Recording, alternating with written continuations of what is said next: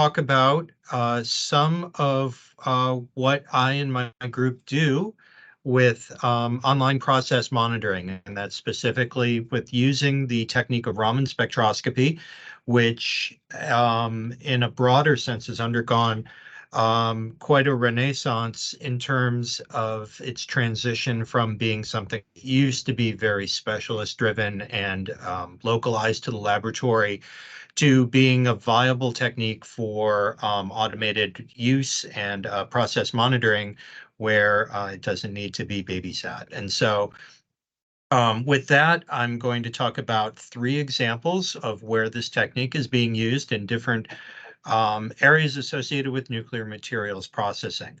So the outline of my talk is as follows. First, because I don't know quite how much background everybody has with respect to how the DOE National Lab system is set up, and indeed with where Savannah River fits into all of that. I'm going to give an overview of both of those entities.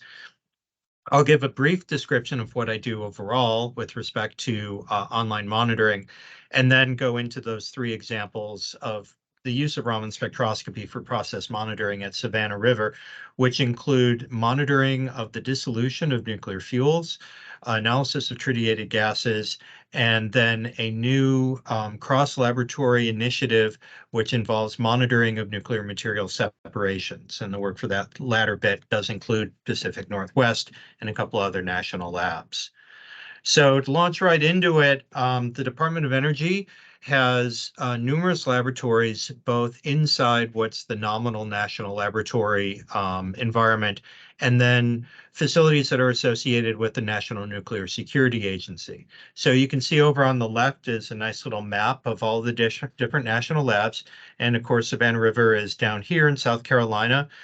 The national labs are not in any way a monolithic system. There are different emphases, both in terms of the types of technology that are emphasized, as well as their applications, whether it's a basic science laboratory, which could be a description more of places like Livermore or Los Alamos, all the way to very applied R&D, which Savannah River is on that end of the spectrum.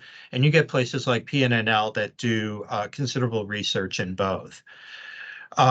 Furthermore, if you look at the different sponsors from within the Department of Energy, you can see where each laboratory will typically have 1 or 2 primary sponsors, and that'll drive the type of work that's done.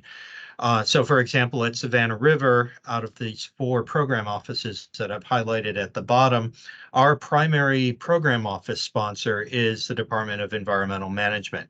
And so because of Savannah River's history as being one of the 2 major facilities for nuclear materials production up until the 80s, there's been a lot of waste generated that needs to be cleaned up. And so the primary driver of the laboratories that are sponsored by EM is to address the nation's environmental legacy.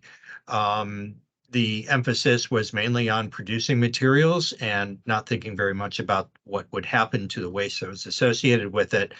But now that we're no longer producing nuclear materials, it's important to turn our efforts towards the safe long-term storage of these materials, waste materials, as they decay and become intrinsically safer. The chemistry and the physics of all of this is extremely complicated.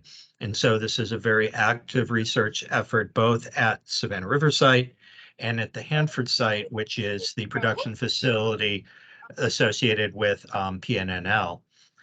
Over on the right, you see the map of sites associated with the National Nuclear Security Agency, and a little bit of background noise there. And you can see that there are some places like SRS, Los Alamos, Sandia, et cetera, that have facilities with both national labs and NNSA, but there are other places such as Pantex in Amarillo, Texas, the Nevada test site down there near Las Vegas, which are purely associated with NNSA and their specific activities that are associated with the weapons complex. Could you hold on for 1 second, Dr. Laskola? Of course. Hello, everyone. Who is that background noise? I see only two, Dr. Gay and We're gonna have a different teacher today. We have a substitute. You have a Dr. Dr. Gay? Classroom. So it'd be nice. So it's gonna leave a note for your Is it a word now?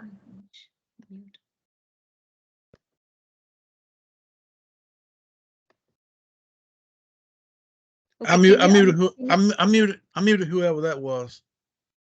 Okay, good. Yeah. Okay, how do I unmute you guys? Okay, can you unmute yourself, Dr. Laskola, right now? Let's see. Let's unmute him.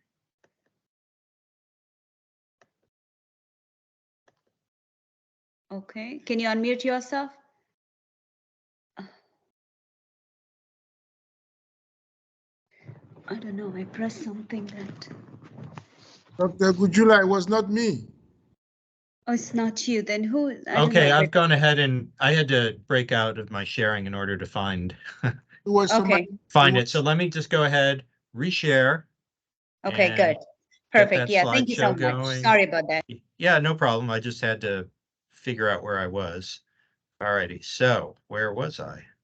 Oh yeah, I was on that slide. Okay. So laser pointer, everything looks good. Okay, yeah. So I guess the main point of this slide is Go ahead and share, down. Dr. Laskola. We can't see your screen yet. You cannot yet?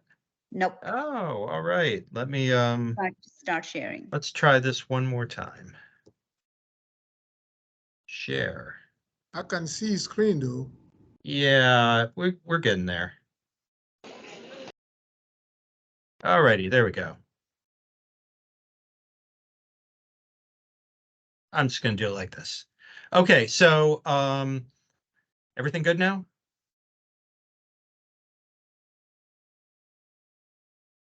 Yes. Okay, good. Thank you.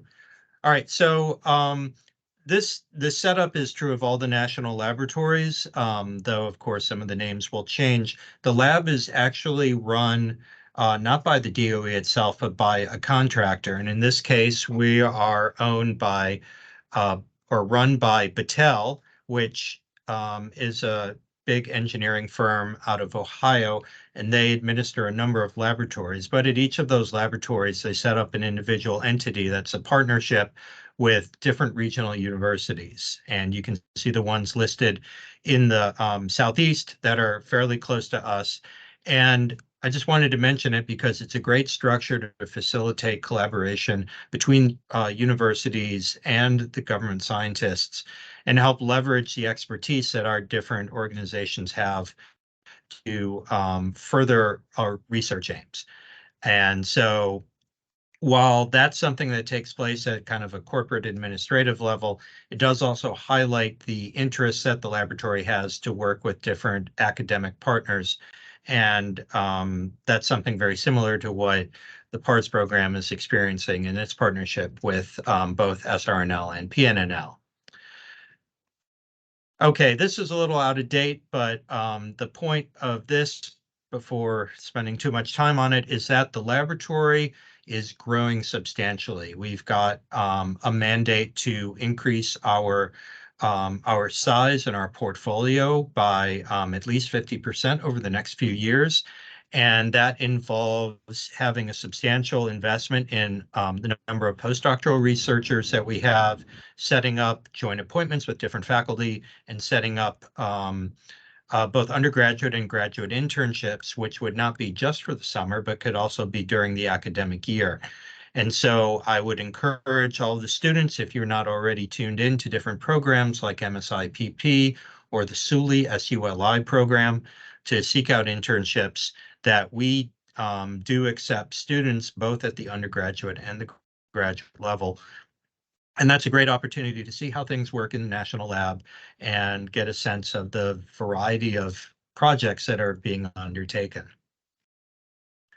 So at Savannah River, we have three main focuses that we work on. One is tied to our history with Cold War material production, and that's environmental and legacy management, which is the group that I'm in, where we concentrate on cleaning up after all of that activity and being safe for generations to come.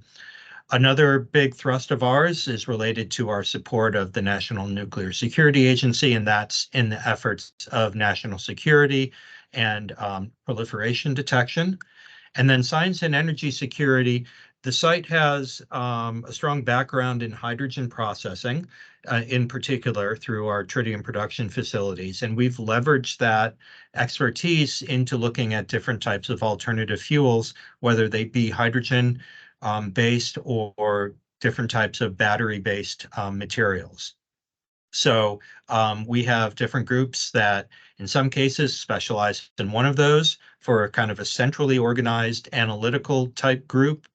We have folks who work with scientists in all of those different activities, even though, you know, as I said, I'm in one particular organization. I do work with folks in all of these groups. And then finally, all of this is enabled through workforce development, and that ties back to my earlier statements about growing and training the next generation of scientists in the nuclear enterprise. In fact, I've heard several times recently that at Savannah River, something like 40 to 50% of our technical staff has been here for 5 years or less. So we are undergoing significant efforts in knowledge retention and transfer of that knowledge to literally the next generation of scientists. I'll skip over this in the interest of time, except to point out that down here, third one up from the bottom, sensing, characterizing, assessing, and detecting both nuclear proliferation, and up here, second from the top, enabling next generation nuclear materials processing. Both of those entail developments in analytical chemistry, monitoring, and sensors. So where I fit into all of this as an analytical chemist with a kind of chemical physics background is, again, supporting all of these different efforts. Nuclear waste cleanup, nonproliferation, and development of new energy sources pretty much hit across the three main target areas of the laboratory. And my concentration, as I've said, is developing and implementing instruments for online process monitoring. So basically taking the instruments that would be used potentially in a laboratory environment, which is actually where I do some help my colleagues with materials characterization as well, and getting those to work reliably and autonomously in production facilities, cleanup facilities, etc. So the tools I use, I've certainly come in with expertise in certain areas in optical spectroscopy, whether it's absorbance spectroscopy, Raman or infrared or different types of vibrational spectroscopy, and they're coupling with optical fibers. But really, it's what kinds of tools are required or techniques are required to make necessary measurements. And so one has to be ready and willing to take up new types of measurements where possible. So things like X-ray spectroscopy, whether absorbance or fluorescence, chemometrics, which is essentially advanced statistical techniques for data analysis that are tied to or incorporate chemical knowledge. And indeed, the engineering that's associated with process chemistry are all areas of specialty or areas of interest that I've learned on the job to help facilitate me being able to reach these larger measurement goals. And so in line with that, the kind of folks I work with are indeed all over the map. I have my fellow group members who are analytical chemists and spectroscopists or experts in nuclear nonproliferation, as well as different instrument engineers who can help package the instruments that we develop in the laboratory and make them more robust for field applications. Again, working with my colleagues in the lab who are experts in other areas, as well as the people who work in the different facilities, whether it's the plant engineers who run it, or even the hands-on workers, the operations and technicians who will be implementing my instruments. So it's a wide variety of people I work with and a lot of different opportunities to talk about what I do or what I'm trying to do to different levels of expertise and different motivations. So it's been definitely an opportunity to learn what I'm doing many different ways. Okay, I'm certainly not going to go through all of this list about what our group has been up to recently, but I will point out that while I've talked about things like certain techniques up here in this little set of 5 or 6 bullet points, there's a lot of how those techniques work that you have to get into the weeds on in order to have them be successfully applied in a process environment or a field measurement environment. And so you're basically worrying about things like how does the instrument run? How do you know whether it's running properly or if it's about to fail? How do you make that instrument actually interface with the facility that where you're trying to make the measurement? You just don't stick a probe in. You have to be cognizant of how that probe or the windows or whatever will interact with the environment. If they'll be affected by the chemistry, if they'll change the chemistry, etc. So this is where these discussions with different folks do come in very useful, because even for the similar type of instrument, putting it in 2 different locations can really be 2 very different problems. So now leaning into the applications, let me tell you a little bit first about Savannah River Site's H Canyon and HB line. These are the only operating production scale radiologically shielded chemical separations facilities in the US. They have been around since like the late 50s or early 60s.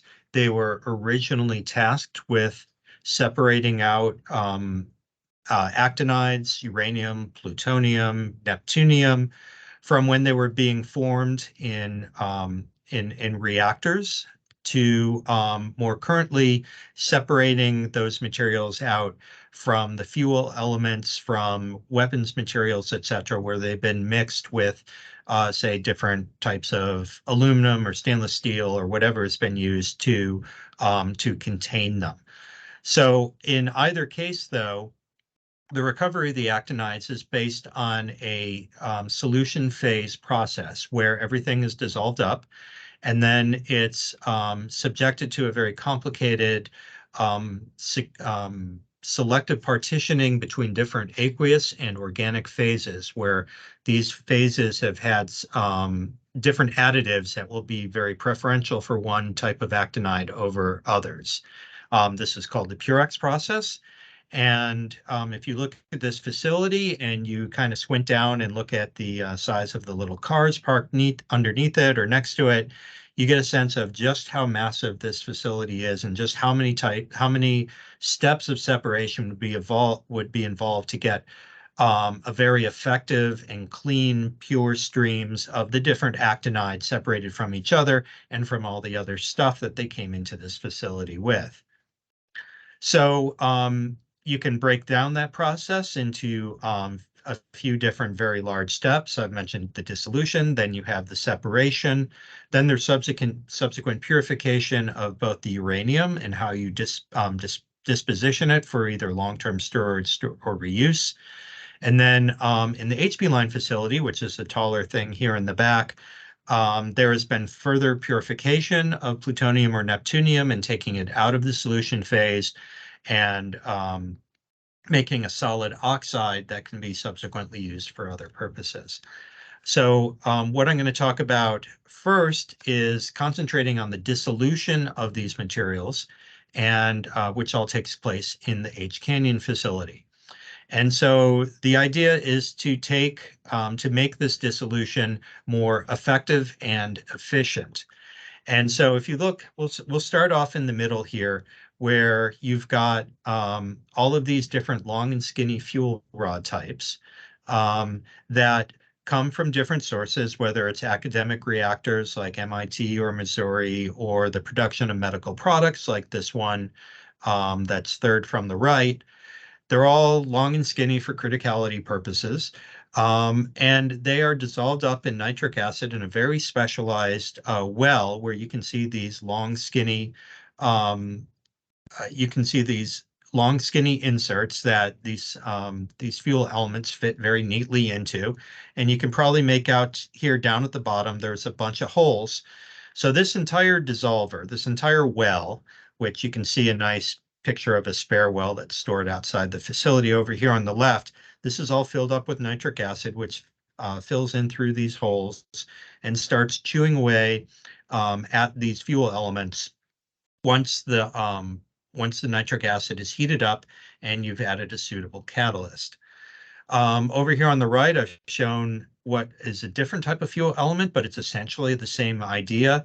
In this case, it's comprised of two concentric cylinders, which go into an appropriate kind of key-shaped insert over here.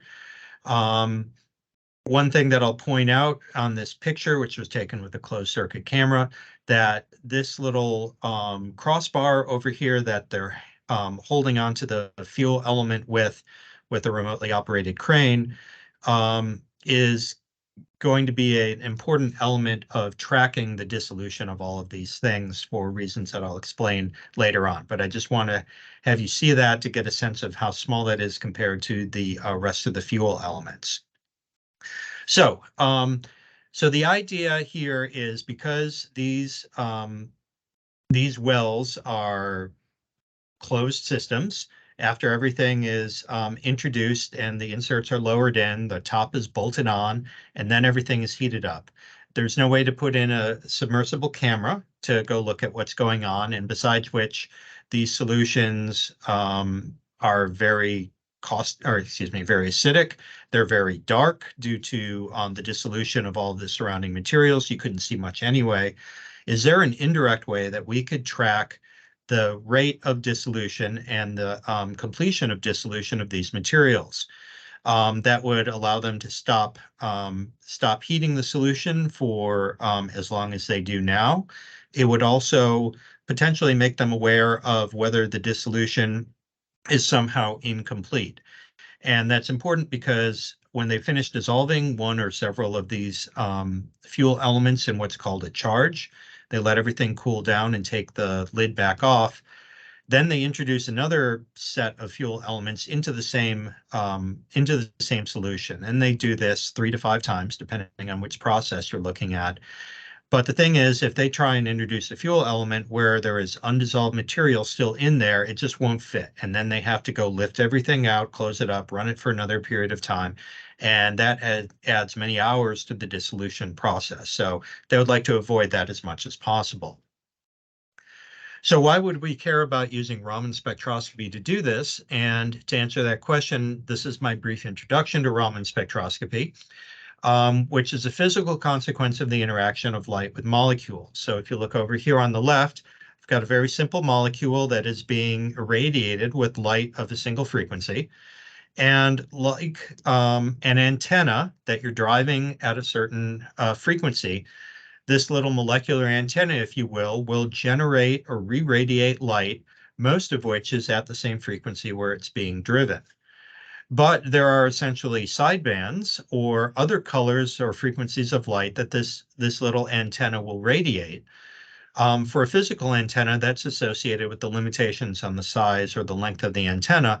For a molecule, that's associated with quanta of energy that are associated with the molecular vibration. So what happens is if you look at the spectrum of the light that's radiated by this molecule, you see a big, huge peak that's the same color you were shining light on, but then you see these distinctive patterns or fingerprints of peaks that occur at either lower or higher energy compared to your driving laser energy, your driving laser wavelength. Those patterns of peaks correspond to the vibrational energies of the molecule, and they'll be different for the different molecules, and their intensities will be proportional to the number of molecules that are present. So you can use this technique to both identify the molecules that are being radiated and to get a sense of how many molecules there are. So an experimental setup is kind of schematically shown here on the right, where you're shining that laser and you have a special filter that's kind of going diagonally across called a dichroic filter, which has the property to reflect colors that are below a certain threshold and transmit colors that are above a certain wavelength threshold.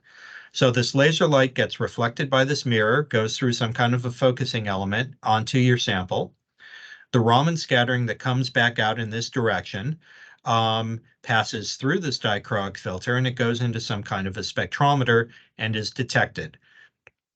So Typically, the laser wavelengths that are used are in the visible or near infrared part of the spectrum, which is very compatible with optical fibers, which means that we can keep this equipment away from our actual process area and have much less that's subjected to the radiological conditions that are present. Another thing that's specific to Raman spectroscopy is that there are some analytes, typically homonuclear diatomics like H2N2O2, that are can be detected by Raman spectroscopy, but not by other techniques such as infrared absorbance spectroscopy. So where you have instances where you're looking for these types of molecules, Raman spectroscopy is your best bet if you're looking at using optical techniques. What makes it challenging and not necessarily so widespread is that the proportion of light that comes out in the Raman scattering versus the same wavelength or Rayleigh scattering is very small. So this effect is very weak, and it's hard to measure trace concentrations compared to, for instance, infrared absorbance. So with all this, using Raman for this application, dissolving both aluminum or uranium in nitric acid leads to the generation of different characteristic gases, some of which that I've shown in the green here, like these NOx's, could be measured by both infrared or Raman spectroscopy, but other ones, including hydrogen and nitrogen, and eventually oxygen as a function of different things that happen downstream, those need to be detected, or can only be detected by Raman spectroscopy. So as a way to get all of the potential species that are being evolved in this chemical process, Raman has the opportunity to give you a more comprehensive picture. Again, I mentioned the advantages of using optical fibers. As it turns out in this case, because we're not necessarily looking at trace concentrations, we can use the less sensitive Raman technique and get away with it, if you will, as opposed to having to measure part per million concentrations.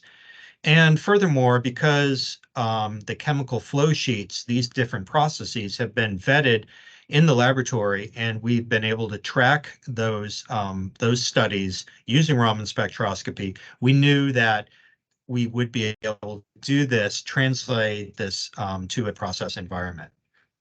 So this is what it looks like in practice. On the left is kind of a schematic of the dissolver pot, this condenser, which brings back some of the NOxes, converts them back into nitric acid and lets them drip back into the dissolver pot to help conserve the amount of nitric acid that's used in this process. Different types of scrubbers, reactors, filters. And it's not until we actually get outside of the facility and we're looking at a gas line that's on its way to stack emissions is when we're able to get access to the gas. That all takes place in this analytical trailer that's been parked outside the building. This is an example of where the trailer ties into one of these two gas lines. There are two different dissolvers that are in play in the facility. And then once the gas is inside, we have a line that goes to our Raman spectrometer. And showing that here, we have different elements which you can go back and look at the schematic and get a sense of how this looks in real life.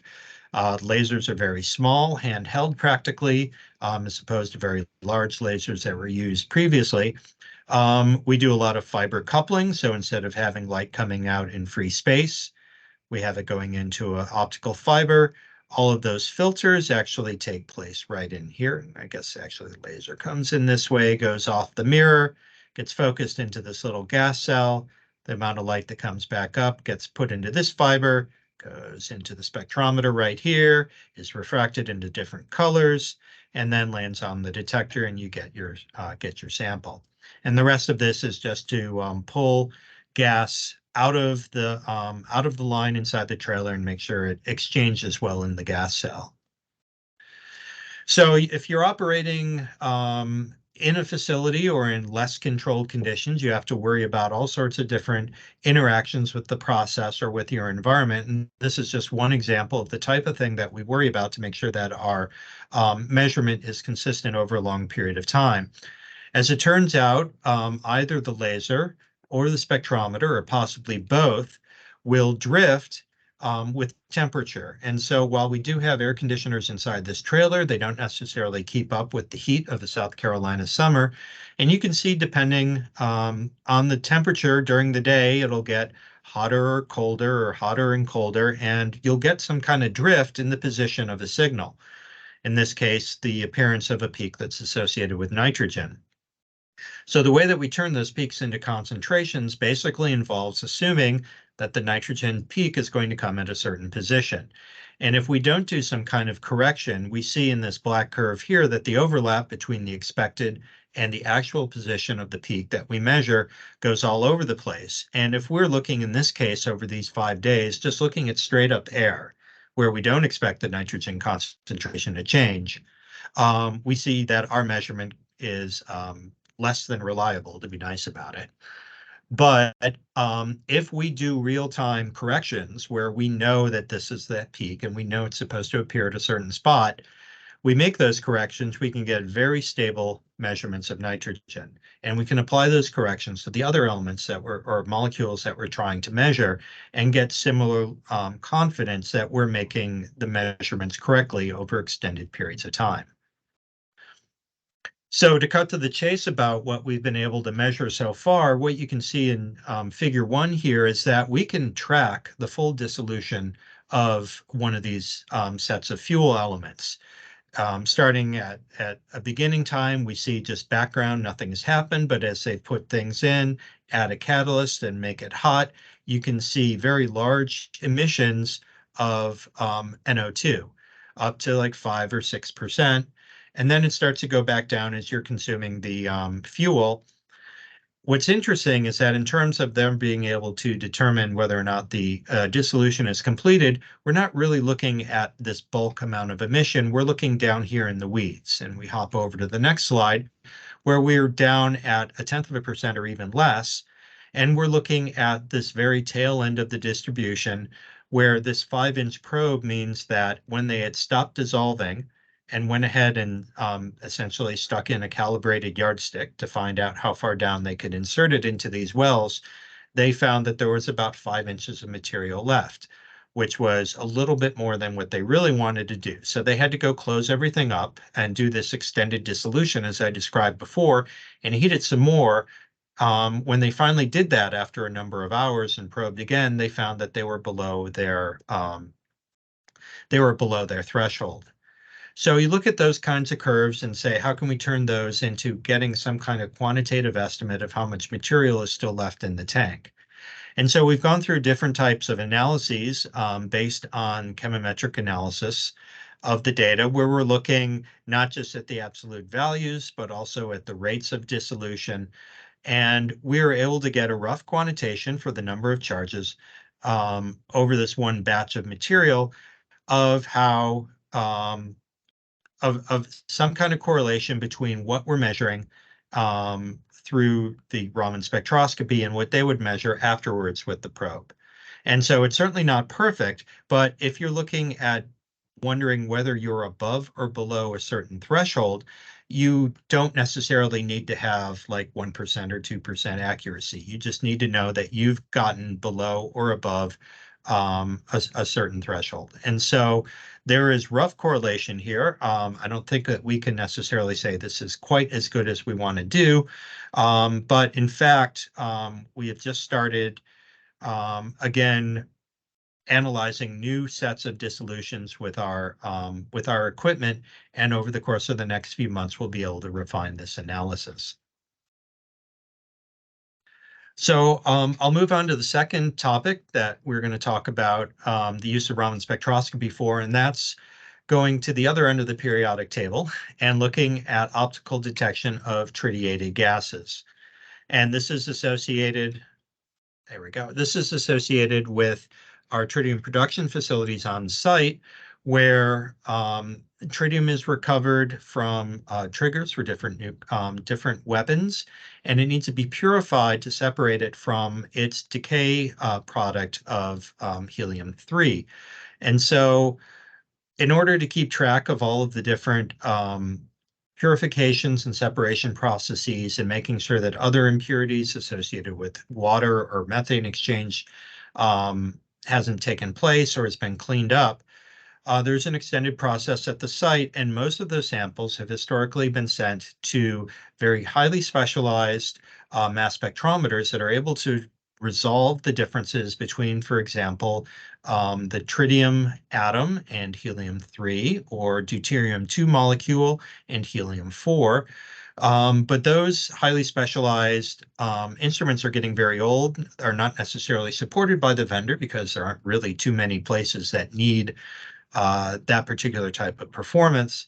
And so in order to extend the lifetime of that instrument, there's been a search for alternate technologies where you could supplement using mass spec with a suite of different analytical techniques, which would include Raman, Fourier transform for looking at some of those waters or methanes, for example, gas chromatography, maybe other less powerful mass spec techniques that might be more commercially available and easier to maintain, etc. So we're driving the use of Raman spectroscopy to detect small amounts of hydrogen and its different isotopes that are relevant to this process.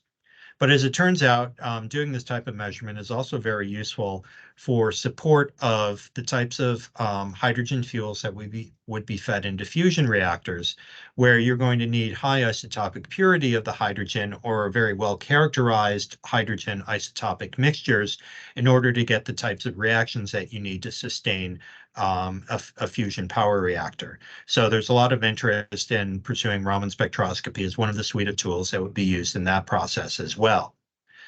So as I mentioned, Raman can very easily detect all the different isotope logs of hydrogen, and it can separate those peaks so that you can see all of them individually if they're all there present as a mix. And so the spectra shown here are two examples of measurements that we've made in the tritium facility with different isotopic distributions for hydrogen. And again, because the Raman measurement is made typically in the visible, it's very compatible with fibers, which means that we can keep all the gas in the glove boxes where it's normally kept and keep our instrument outside. Again, sensitivity issues, typically our detection limits have been on the order of 0.1% at 1 atmosphere. And if you look at this particular analytical requirements matrix, you can see accuracies that go down into like 50 to a couple hundred part per million at pressures ranging anywhere from 100 to a torr to a couple of atmospheres. So there's a lot of need to get more sensitive measurements of hydrogen. And one of the issues that's associated with not getting more sensitive measurements is that typically the Raman experiment involves focusing the laser to a very tight measurement spot. And there just isn't the capability usually to cram a lot of molecules of a gas into a small area. Certainly you don't get the densities that you would with condensed phase liquid or gas samples. And so you could increase the pressure of the system to get around that, but there are limits based mainly on the processing limits of the facilities where, it's just not safe to have many, many atmospheres of hydrogen or tritium compressed inside of a manifold. So that only gets you so far. You can increase the laser power and thereby increase your signal, but there are limits to what kind of lasers you actually have available to you. And then there are issues where if you're trying to take your laser and maybe multipass it into a single spot, that works pretty well on the bench top, but you don't necessarily have as much freedom to align all of those lasers when you're in a production environment.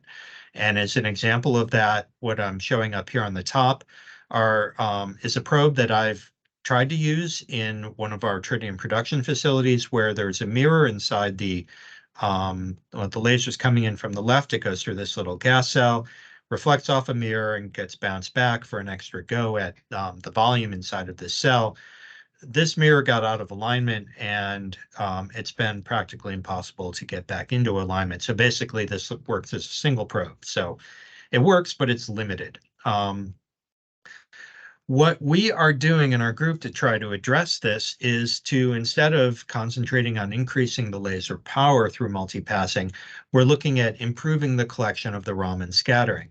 So if you go back to the previous slide, this point here where the Raman is being generated, The Raman scattering actually occurs in all directions. It's isotropic, and we're only able to collect the amount of scattering that comes back in the same cone where it's going to be captured by this lens and then directed back towards a collecting fiber or otherwise to the spectrometer. So what we want to do is confine our gas to an internally reflective waveguide and then shoot the laser down this waveguide. And so that at all points along or inside this waveguide volume, that Raman scattering that's going in any direction back towards where we are collecting the light will eventually, after perhaps many bounces, but will eventually exit the capillary, go through this lens, and then get directed down. Well, excuse me, will pass through this lens, go through the beam splitter, and eventually get focused into a fiber and into the spectrometer. So the system that I'm showing here is based on something that was developed at the National Energy Technology Laboratory for different types of natural gas collection. And one of our challenges has been, how do we get this type of system to be compatible with tritium-containing materials, where the beta decay from tritium is going to be chew up things like O-rings, epoxies, and other types of soft materials. Another issue would be that the Nettle system, for their environment, they developed something that was in a large explosion-proof container, which made sense for that environment, but that's not compatible with our operations in a glove box. Also, they tended to have very large background signals in their spectra, which is an issue where if you're trying to get really good sensitivity, low or good signal to noise and low detection limits, it's not just enough to have large signals, you also need to have very low background. So we've been looking at ways to reduce the background signal that's competing with the smaller Raman signal on top of which that we're trying to detect. And then I mentioned materials compatibility. A lot of commercially available reflective waveguides up to date have had this inner polymer layer, which would definitely be a no-go with tritium. So we're working on a design that's been started on by a group at Karlsruhe in Germany. As you can see, they also work with tritium.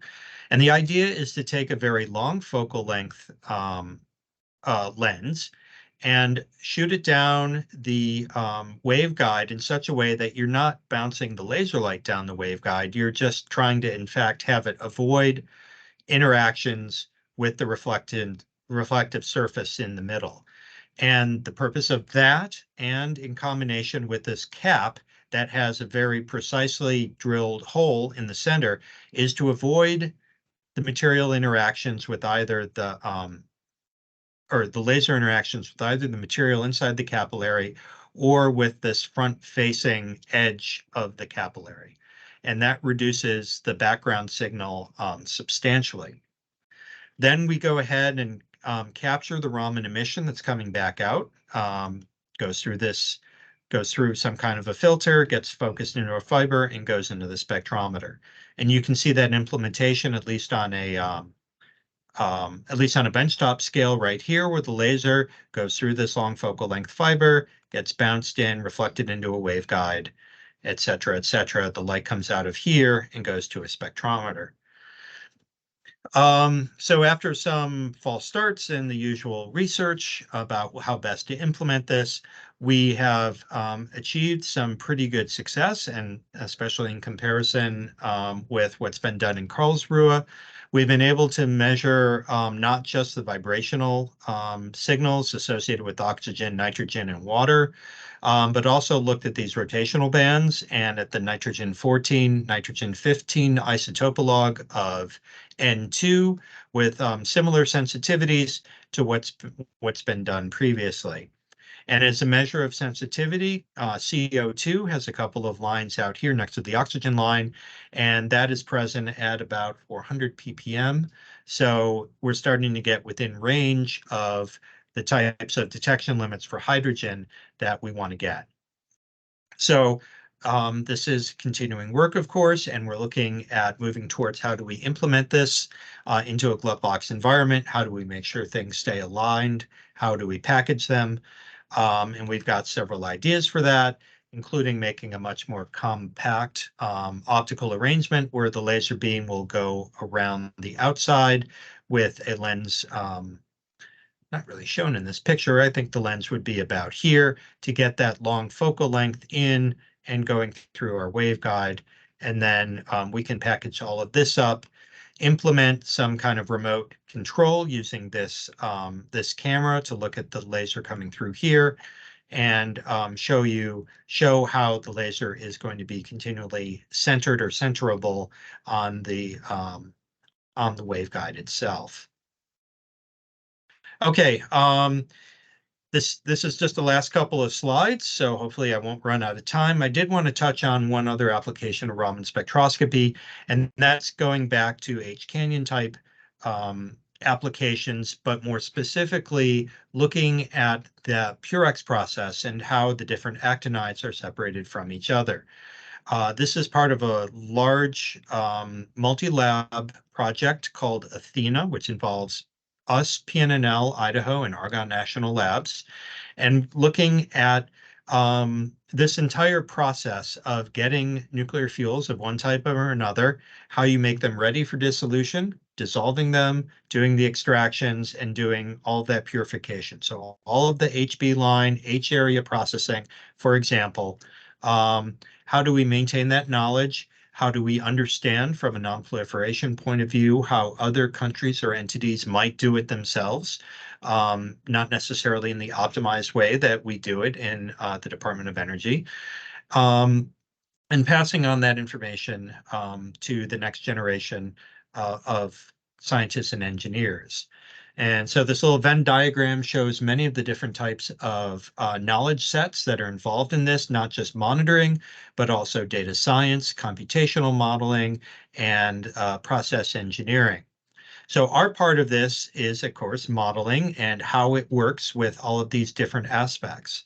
And where Raman spectroscopy comes in is as part of a suite of measurement types that could be done simultaneously to track this aqueous organic phase partitioning.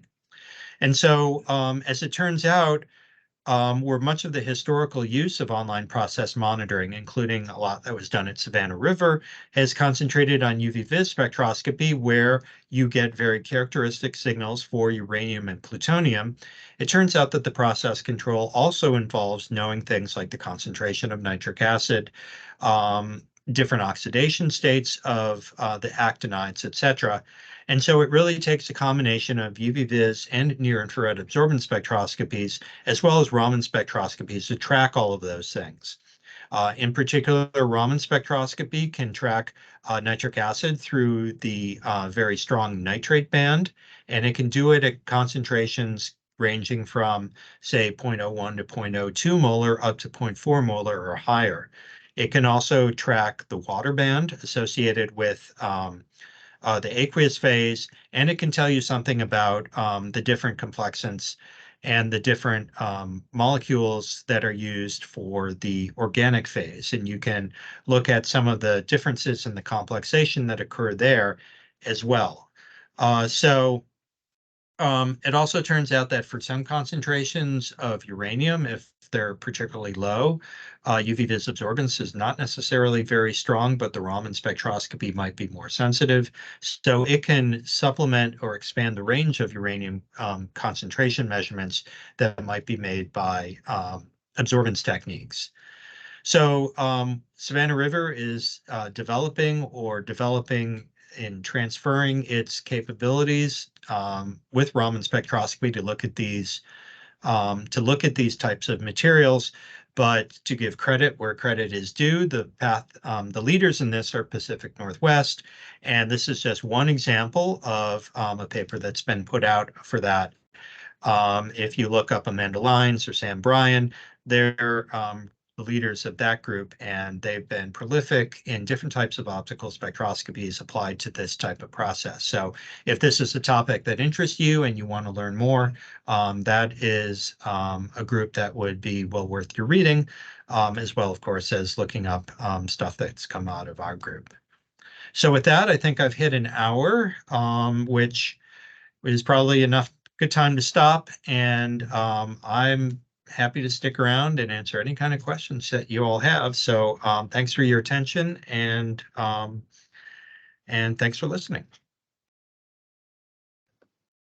Thank you so much, Dr. Lascolo. That was very intense and informative. Thank you so much. And I would request audience to pose any questions to Dr. Lascolo. And I just wanted to know one thing. I did hear that you're talking about SULI program for undergraduate students.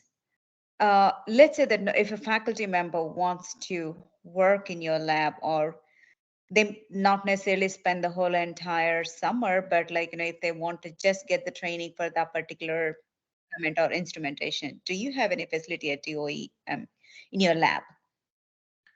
I think there are several ways where that could be implemented. I'm going to defer in a sec to Martine, who I see is on the call, because she might be aware of different avenues. Hopefully not to put you on the spot, but there are certainly, even going beyond the different programs that exist, it's always possible to set up collaborations that are associated with specific project proposals. And generally speaking, that type of collaboration between the laboratory and academia is strongly favored by the different granting agencies, whether that's outside of the laboratory or within the internal laboratory directed R&D program that we have. So with respect to targeted projects and collaborations, I would recommend to interested faculty to just start talking with different researchers in their area in the laboratories and see what can be worked out. Great. I don't know. Thank you. Martine, do you have anything to add with respect to different programs? I'll try to add what little I know, although it's growing.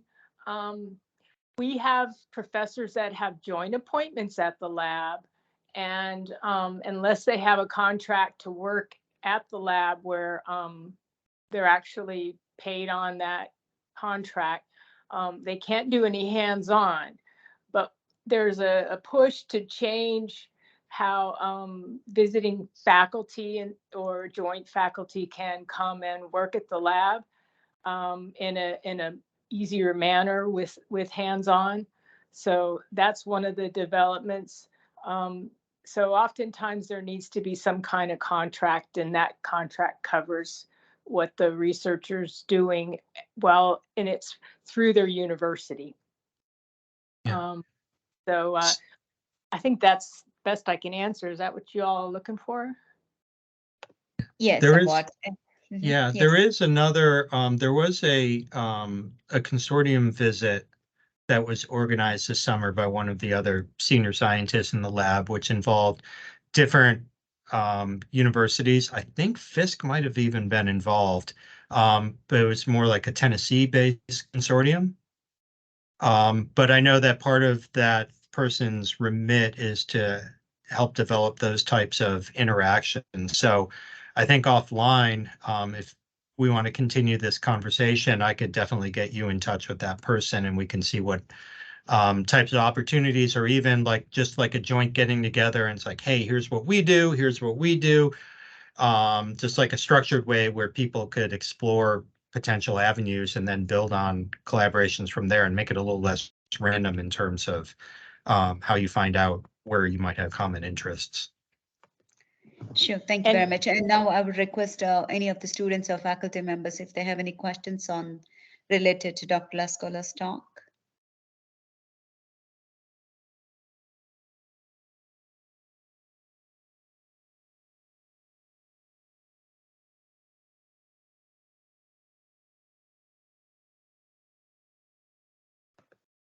Yeah. Yes, go ahead. Dr. Gujula, I have a question. Yes, sir. Pose it to Dr. Lascola, though. Okay, sorry. Yeah, Okay. yeah, Dr. Leskola, that's a very good presentation there. Thank you very much. Thank you. I am used to vibrational spectroscopy from the controlled substance side of the thing. So I saw your presentation. You said the sensitivity of the of your instrument is what, 1 to 10, 1 of 10th order of magnitude. How is that compared? How is that compared to the concentration of tritium, for example, that we found, or that company or that countries have been, pouring in the ocean? Is that higher? Is that lower? How do you compare that? Let me go back to the presentation here. Yeah, yeah, I saw that. Okay, so let's see here. Maybe a little bit below, a little before that. Yeah, there we go. Yeah, right here. Yeah. Yeah, so so these are just four examples. I would say that where we need to make bulk measurements, like the 0.1 to 5% is where we are right now with the types of probes that I showed on the next slide, this slide. I'm familiar with a probe like that also. It was a portable Raman, so when we were using, yeah. Oh, you were using a portable Raman. Yeah, from Ocean. Yeah. That the issue with portable Raman is that one often doesn't get the kind of resolution in the spectral resolution that's effective for gas phase because the peaks are so narrow. What you end up doing is essentially that Raman peak is going to come on like 1 pixel of your detector, but you're also going to be getting contributions from noise associated with, well, like background signal associated with other nearby wavelengths that all project onto the pixel. And so the sensitivity for gas phase is usually going to be fairly low. Okay. Furthermore, handhelds don't tend to have the type of cooling on the detectors that a more substantial system like the one I showed in the previous example to this is thermoelectrically cooled, and that's the same type of detector that we would use in this example. And the difference between measuring at room temperature and at like -60 is tremendous in terms of background, like electronic noise. Okay. All right. Thank you. Okay. And Dr. Lascola, do we have any limitations on using this? With respect to what? Let's say that, like, if you have liquids or, anything, do we use what type of material will we be using? So I think in general, Raman is more commonly used for liquids and solids because you have more material there to generate a Raman signal. The biggest limitation, and this would definitely come from looking at environmental or pharmaceutical or drug samples, is that there's often competing signal that comes from fluorescence. And in some cases, that can be countered by using a longer wavelength laser, which would come below the fluorescence band. And so you could avoid fluorescence that way. But in some cases, you have to go to essentially like a near infrared laser, which the laser is not the problem in that case. It's that the detectors tend to be much less sensitive. The materials don't generate as many electrons for the photons, the Raman scattering photons that hit. So you end up being much less sensitive. Another issue that sometimes can happen is that the energy of the laser impinging with the sample will change the sample, which is a nice way to saying maybe you can burn a hole in it, maybe you'll do some chemistry on it. And you certainly don't want to be changing what you're measuring when you try to measure it, just from an information point of view, much less accidentally setting it on fire. So For gas phase measurements, that's really not an issue. You can be pretty safe at measuring what would normally be a flammable mix with appropriate considerations for how much power you're pumping in, but as long as it's not absorbed, then you could measure fairly high concentrations of hydrogen, for example.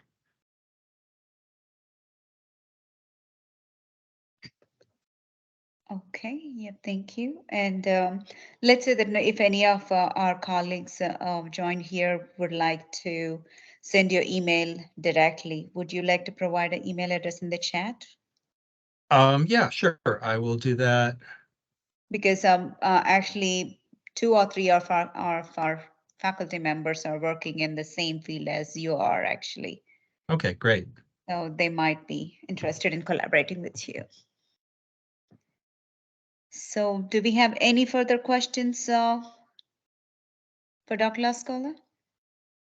So Dr. thank you Gujula, so. Yes, Dr. yes, go Gujula, ahead. just one question. Question. I'm Yes, sorry. go ahead, sir. Go ahead.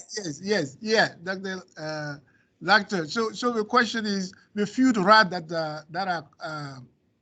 are consumed by the nitric acid that you dissolve in nitric acid, they have been used in the centrifuge. Is that what it is? They have been already used in the nuclear power plant and all stuff like that. They contain already the radioactive material, and that the intent of the question is, where do they dispose of these nitric acid that contain that much radioactivities?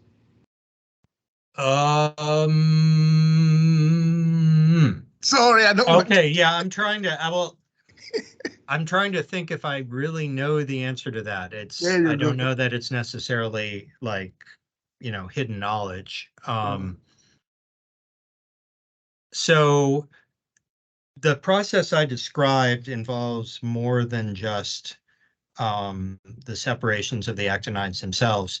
I mean, there's certainly interest in trying to clean up and reuse as much of the nitric acid as possible. So, but ultimately, of course, you're still going to have nitric acid wastes. It's probably, I would imagine that it's probably neutralized. And then you're going to do that carefully to make sure that any actinides don't like fall out of solution and you have like precipitates that might pose criticality concerns depending on what it is. And then those would be subsequently treated. So where it ends up exactly, I don't really know. I mean, to some degree, I mentioned where both Savannah River and Hanford have had like long-term waste storage issues. Some of that waste would have come from this type of process. Ultimately, you would take that waste gets treated and what's called vitrified. It's put into a glass that's suitable for long-term storage. And that's a whole nother subject entirely. My concern is about tritium. Okay.